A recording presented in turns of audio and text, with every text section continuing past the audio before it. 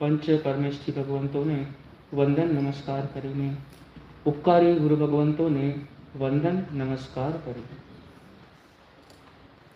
અનંત જ્ઞાની અનંત દર્શની વિતરાગ પરમાત્મા શ્રમણ ભગવાન મહાવીર સ્વામીએ ભવ્ય જીવોના ઉદ્ધાર અર્થે મહામંગલકારી દેશના ફરમાવી છે.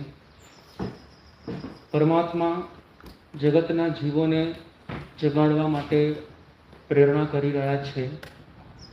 અનાદિકાળથી આપણે સૌ મિથ્યાત્વરૂપી ગાઢ નિદ્રામાં સૂતા છીએ. એમાંથી જાગવાનો અવસર આવ્યો છે. પરમાત્માના વચનના સહારે એવી સાધના કરી લઈએ, એવી આરાધના કરી લઈએ કે જેથી અનાદિકાળની આ ભાવ નિદ્રા એ દૂર થઈ જાય. આપણે વાત કરી રહ્યા હતા 5 કારણથી સૂતેલો જીવ જાગે. એમાં 3 કારણની વાત કરી. આજે ચોથું કારણ છે સ્વપ્ન આવવાથી ઊંઘમાંથી જાગી જવાય. સ્વપ્ન શાસ્ત્રની અંદર 72 જેવા સ્વપ્નોની અલગ અલગ વાત કરવામાં આવી છે. એમાંથી અમુક શુભ સ્વપ્ન હોય છે, અમુક અશુભ સ્વપ્ન હોય છે. શુભ સ્વપ્ન આવ્યા પછી જીવ ઊંઘમાંથી જાગી જાય અને પરમાત્માનું સ્મરણ કરે તો વહેલા મોડા ગમે ત્યારે તે સ્વપ્ન સાચું થઈ શકે છે. અને ખરાબ સ્વપ્ન આવે તો શું કરવાનું? સૂઈ જવાનું. એટલે સૂઈ જવાથી ખરાબ સ્વપ્ન સાચું ના પડે એવું છે. હા, ખરાબ સ્વપ્નો આવ્યા પછી પણ છે ને પરમાત્માનું સ્મરણ કરવાનું કે ભાઈ મેં જે ખરાબ સ્વપ્ન જોયું છે એ સાચું ન થઈ જાય એવા સારા ભાવ રાખવાના. પરમાત્માનું સ્મરણ, નવકાર મંત્રનું સ્મરણ કરવાનું. પણ અહીં જે પરમાત્મા વાત કરે છે કે સ્વપ્ન આવે એટલે ઊંઘમાંથી જીવ જાગી જાય, તો એવા તો કયા સ્વપ્ન કોને આવ્યા કે જેઓની કાયમ માટે ભાવ નિદ્રા ઉડી ગઈ, કાયમ માટે તેઓ ઊંઘમાંથી જાગૃત થઈ ગયા. ભગવાન મહાવીર સ્વામી તો જાગેલા જ હતા, છદ્મસ્ત અવસ્થામાં પણ તેઓ જાગેલા હતા. અને એમને જે સ્વપ્ન આવ્યા છે ને એ જે 2 ઘડીની ઊંઘ આવી એમને 12.5 વર્ષની અંદર, એ 2 ઘડીની ઊંઘમાં એમને જે સ્વપ્ન આવ્યા તે સ્વપ્ન છે આ. પણ પરમાત્મા તો ખુદ જાગેલા છે. 24 તીર્થંકરની માતાઓ સ્વપ્ન આવે અને એવા ઉત્તમ સ્વપ્નો જુએ. ગર્ભમાં જ્યારે એ જીવ આવે, ઉત્તમ જીવ આવે અને એના પ્રભાવથી જે એને આવા સ્વપ્ન આવે એના પછી એ તીર્થંકરની માતા ક્યારે પણ છે ને દુર્ગતિમાં ન જાય. તમે દરેક તીર્થંકરની માતાનું જીવન વાંચશો ને તો એમાં એવું આવે છે કે ઘણા બધાની માતા દેવલોકમાં, ઘણા બધાની માતા મોક્ષમાં. ભગવાન મહાવીર સ્વામીના 2 માતા પિતા હતા. એમાંથી એક માતા પિતા મોક્ષમાં ગયા અને બીજા દેવલોકમાં ગયા. એ સ્વપ્નનું ફળ એવું ઉત્તમ હોય, એ સ્વપ્નનો પ્રભાવ એવો હોય, એ સ્વપ્ન આવ્યા પછી માતાના ભાવ એવા ચડિયાતા હોય અને એના કારણે અનાદિકાળની જે મિથ્યાત્વની ઊંઘ છે ને એ કાયમ માટે દૂર થઈ જાય. એટલે આ તીર્થંકરની માતા કાયમ માટે ભાવ નિદ્રામાંથી જાગી જાય છે. આ ચોથું કારણ. અને છેલ્લું કારણ જે છે એ થોડું આપણે વિસ્તારથી સમજવાનું છે. છેલ્લું કારણ એ આવે છે ઊંઘ પૂરી થઈ જાય તો પણ જીવ ઊંઘમાંથી જાગી જાય. તો એવા તો કોણ છે કે જેઓ ઊંઘ પૂરી થઈ જવા દ્વારા ઊંઘમાંથી જાગી ગયા? બધામાં આપણે એક એક્ઝામ્પલ લીધું દરેકની અંદર. આમાં તમે કયું એક્ઝામ્પલ લેશો? ઊંઘ પૂરી થઈ ગઈ અને જાગી ગયા, કાયમ માટે જાગી ગયા. શું આવી શકે આમાં? થોડુંક વિચારો. આને થોડુંક વિસ્તારપૂર્વક સમજવાનું છે. થોડુંક નવું હશે તમારા માટે. આ જે શુક્લ પક્ષી જીવો છે, શુક્લ પક્ષી જીવો, એ શુક્લ પક્ષી જીવો કાયમ માટે ઊંઘમાંથી જાગેલા કહેવાય. હવે આ શુક્લ પક્ષી જીવ સુધી પહોંચવા માટે તમારે થોડુંક ઊંડાણથી સમજવું પડશે.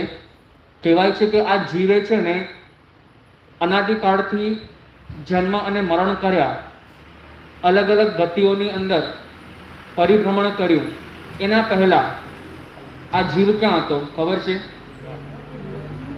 નિગોદમાં હતો. નિગોદમાં કઈ નિગોદમાં? બે પ્રકારની નિગોદ છે, અવ્યવહાર રાશિની નિગોદ અને વ્યવહાર રાશિની નિગોદ. અનાદિકાળથી આપણે બધા અવ્યવહાર રાશિની નિગોદમાં હતા. રાશિ એટલે જીવોનો સમૂહ. હવે અવ્યવહાર રાશિની નિગોદ, નિગોદ એને કહેવાય, તમને એકદમ સાદી ભાષામાં સમજાય એના માટે, જે તમે લીલ જુઓ છો, લીલ ચોમાસામાં લીલ જામી જાય, એ એક પ્રકારની નિગોદ છે. સૂક્ષ્મ વનસ્પતિ જ્યાં હોય, જ્યાં એક શરીરની અંદર અનંતા જીવો હોય, એક શરીરમાં અનંતા જીવો હોય, એ નિગોદનું શરીર કહેવાય. તો આપણે અનાદિકાળથી આપણે બધા અવ્યવહાર રાશિની નિગોદમાં હતા.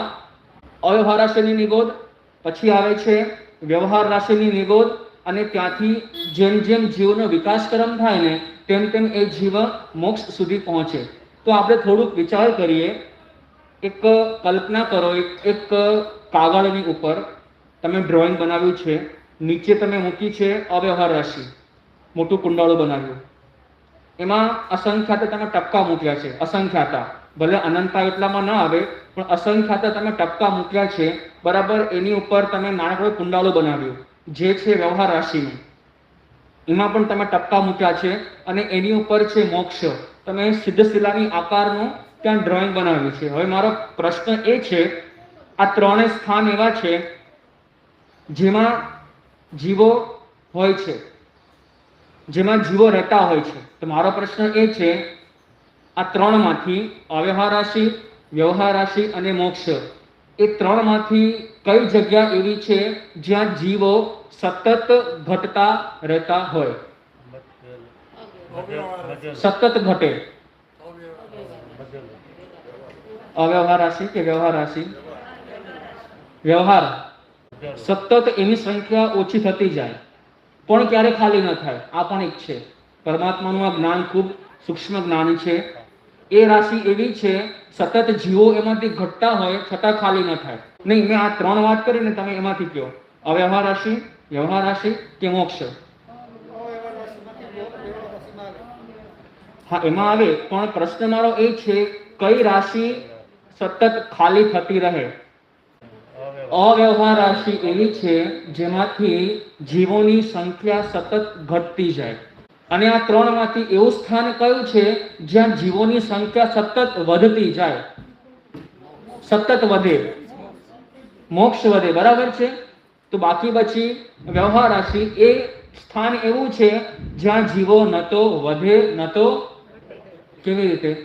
અવ્યવહાર રાશિની નિગોદમાંથી એક જીવ વ્યવહાર રાશિમાં ક્યારે આવે? જ્યારે વ્યવહાર રાશિમાંથી એક જીવન નીકળીને સાધના આરાધના કરીને સિદ્ધ બને, એટલે એની જગ્યા ખાલી પડે. હવે એ જગ્યા ઉપર પેલા અવ્યવહાર રાશિમાં રહેલા અનંતાનંત જીવો, નંબર પહેલા કોનો લાગે એમાં ખબર છે? આટલા બધા જીવો છે, નંબર કોનો લાગે પહેલા? 12 કોણ આવશે? ત્યાં બધા એકેન્દ્રીય જીવો છે, બધાની પાસે માત્ર કાયા, અને બધા છે ને અનંત, એક શરીરમાં અનંત જીવ સાથે રહે છે. હવે એમાં ખબર કેમ પડે કે પહેલા 12 કોણ આવશે?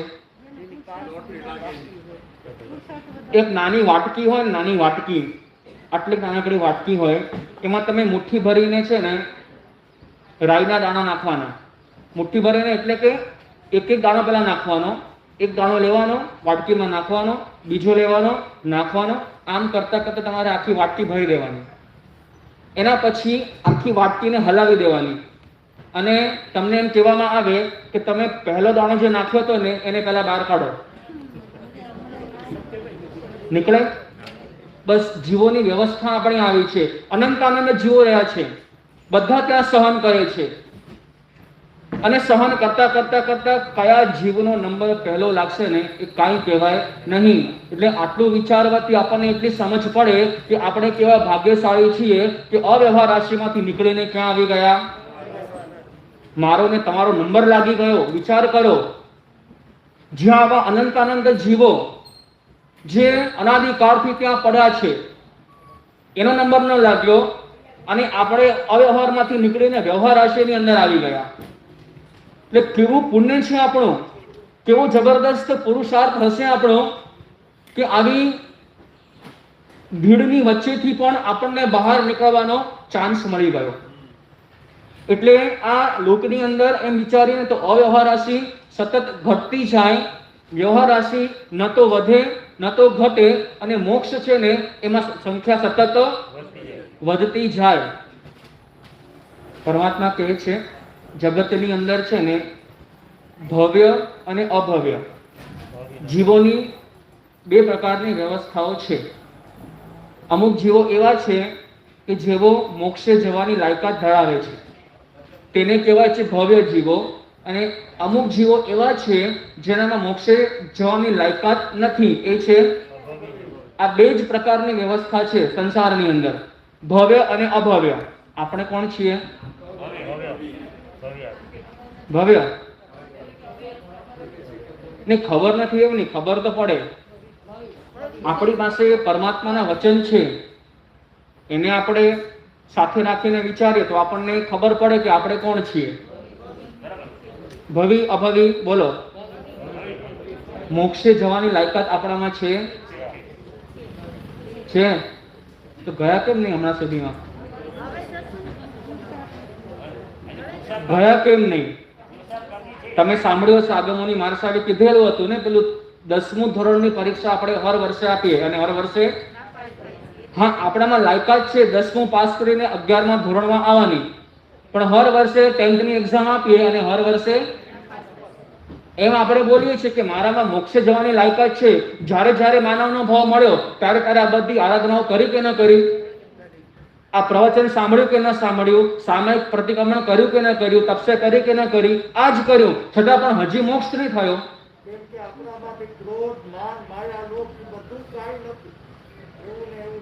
કેમ નથી ગયું? પ્રશ્ન એ છે.